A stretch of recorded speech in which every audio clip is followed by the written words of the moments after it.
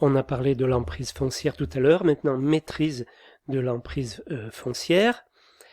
Donc dès qu'est prise la décision de lancer l'opération, le maître d'ouvrage doit se rendre maître du foncier, c'est-à-dire acheter le terrain, ou s'assurer qu'il pourra le faire à la date voulue, sans risque de retarder le démarrage des travaux. Donc achat en pleine propriété par exemple, la formule la plus utilisée pour se rendre maître du foncier est l'achat en pleine propriété. Dans ce cas, le maître d'ouvrage signe un compromis de vente devant notaire, de manière à s'engager dans la procédure d'acquisition. Si certains éléments sont encore aléatoires, par exemple l'obtention incertaine du permis de construire, ce compromis peut prévoir des clauses résolutoires ou suspensives qui permettront de renoncer à l'achat si certaines conditions ne sont pas remplies.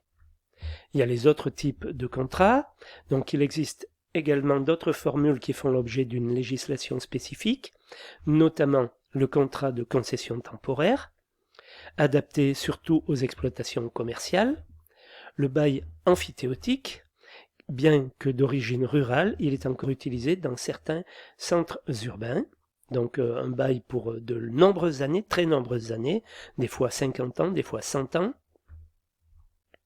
L'achat consécutif à une expropriation, cette formule implique que l'opération immobilière ait fait l'objet au préalable d'une déclaration d'utilité publique, une DUP, qui enclenche l'ensemble du processus d'expropriation. Il y a aussi le bail à construire, la concession de services publics, la promotion immobilière.